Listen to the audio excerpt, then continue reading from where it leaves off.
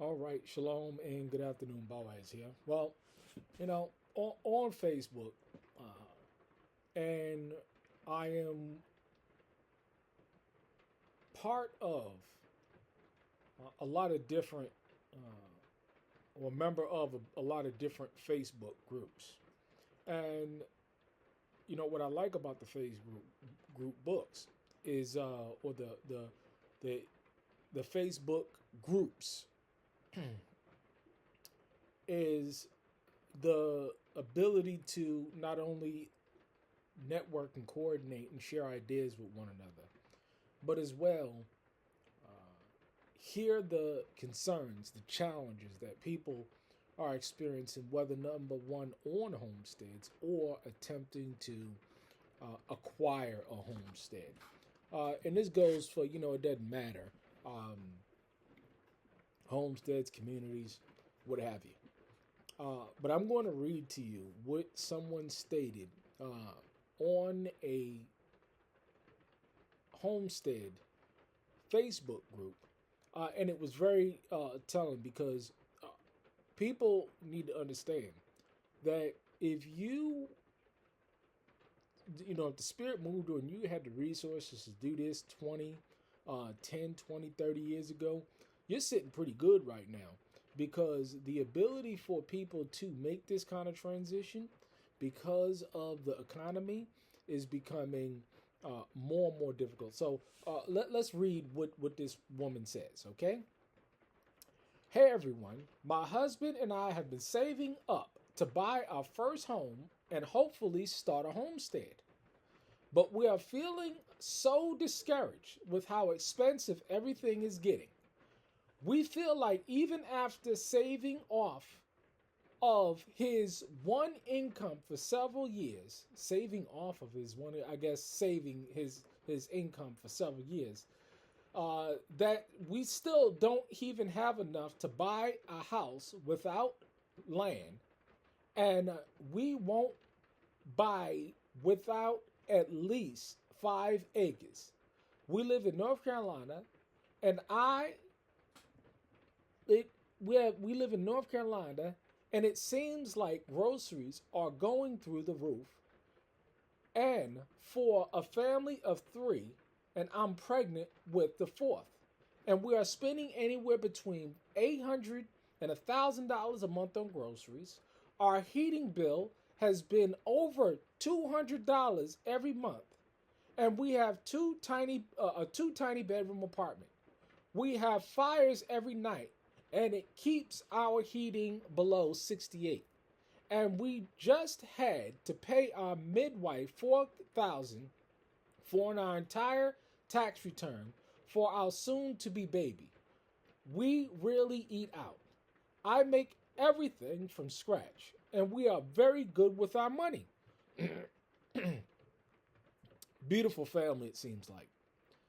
We only have $20,000 in savings, and we both feel lost. And we are never going to get to a high enough amount to finally look for a house. Even if it's a fixer-upper, we are open to. We can't afford an RV, even used, if we bought land to build a house. Or who knows how long that would take with our family to soon be for waiting for a house to build. You can't even get land for $20,000 where we are at. We have to stay within 45 minutes of Raleigh, where my husband's job is, so we don't have a lot of options. Does anyone have any advice? Has anyone else been through this recently as the economy has raised everything so significantly? And this is the challenge for people. Now, this sounds like this is an upstanding couple. They heed the warning. They want to come out and homestead. However, they don't have the resources to purchase land. And as well as all the things that go on it. People need to understand that you got to understand the true cost of homesteading, the true cost of building out your infrastructure, the infrastructure for your animals, a business or whatever business, or your garden, whatever it has, your livestock. It's a lot of money and effort and time and energy and resources, and intelligence that goes into this thing. And people need to understand that, uh, for many of you out there, it's going to require a group effort. I would suggest one or two things that definitely you be linking up with people of like mind. Because listen, if three or four families is like this that can pull their, and the sad thing about it is that, if three or four families like this can pull their money together, they still would struggle just to purchase the land alone, let alone all of the infrastructure that needs to go on the land, in addition to a family that you have to support.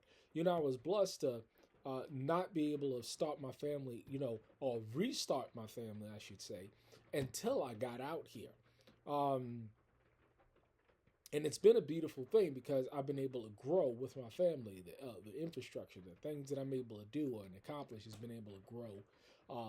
In addition to that, but a lot of people, they're not going to be in a situation where they are going to be able to do this unless they pull their resources together. Now, it's important to understand that you need to be pulling your resources together with other people that have resources. You need to understand that it takes resources to get this done. And you can have all of the people that you want. But if nobody has any resources, I can assure you no land will be purchased. None of that stuff, no infrastructure will be built. Nothing like that is going to take place, no matter how many people that you have. If you lack the resources, you're wasting your time. It's amazing how people will reach out to me and talk to me about this thing. And the first thing that I ask them is, I say, well, how much money do you have saved? Well, if you want to do this and this and this and this, how much money do you have saved? And the answer that I get back is always shocking. It's always 9 times out of 10, it's nothing. They ain't got a penny saved. They do got a whole bunch of debt.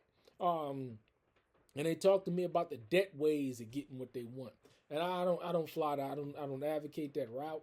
But if people want to do it, go ahead and do it. I just suggest that you take into consideration the total cost of your rent or your mortgage, your insurance, your property taxes, maintenance, building, expanding, all of that stuff. Just as long as you take that into consideration and making sure that you can pay off that note in the 30 years or the 40 years or 20 years or whatever, how many years that you've decided to take that loan out, ensure that you got a 20-year plan. Me personally, it's just best to buy something that you can afford within your cash range, save up the cash, and go ahead and pull the trigger then. Thereby, you ain't got to worry about no payments. It's amazing. So many people that has, thought that they would be able to, get a property, finance a property, and then move into the property, and come to find out they default because they didn't count the cost. They didn't count the cost.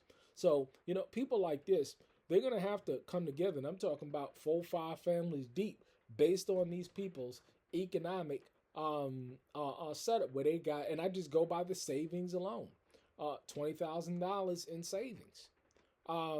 Get some real skills because it's going to be very difficult. And I tell people, I've been saying it for years. The most efficient way in order to go about doing this thing is if you have a business, so if you have some type of way in which you can move out into the country and develop some type of business. It may be a lawn care business. It may be a welding business. It may be a plumbing business. It may be electrical business. It may be a contracting business.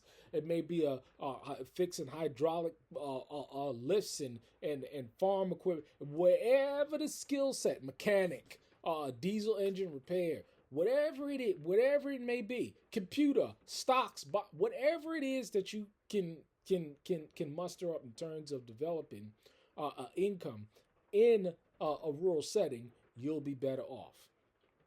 Because these people, they're stuck near a major city. They have to go 45 minutes in a Raleigh in order to get to work. And hey, it is what it is.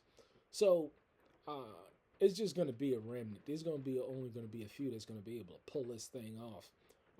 But for those who are thinking about this, you need to be coordinate with other people that you know, anybody in your area that may be doing this, and you can share resources. People that you can develop relationships with. I tell you, man, because it's going to be more and more challenging as the cost of living continue to go up. The cost of electricity and gas and food and is going to prevent people from living this life, and that's exactly what Satan wants. That's exactly what this system wants. It wants you in those cities, depending on their job, depending on their food, depending on their economic infrastructure to provide for you and your family. And if you're in that situation, we've been saying it for many years, and we've been living it for many years. Get out, come out, and get around people of like mind. And everybody's not a like mind. Just because everybody's the same skin color of yours, it doesn't mean that they're of like mind. No, it doesn't mean that at all. Because a lot of people out there that lack work ethic, and you don't want to be strapped up with somebody that is broke and has no work ethic. I mean, it's a sad combination, but this is what you have going on today. But this is what's going to be needed. This is what's going to be needed to preserve you and your families as you go forward. I'm just reading the comment section. Yeah, I mean, I have an amazing place. These people just not said they ain't got no money. You gonna finance something for $200,000. I have an amazing place, 3-bedroom, 1 bathroom, and an acre of property within 45 minutes of Raleigh that I got for well under $200,000. You only need 3.5% down and payment and closing costs these days. I think there's a good opportunities. She's talking about this kind of stuff, but these people ain't got it. You know what I'm saying? They got $20,000 saved, and that's it. Hey, folks, they're gonna need to work things out. Yeah. All right. Shalom.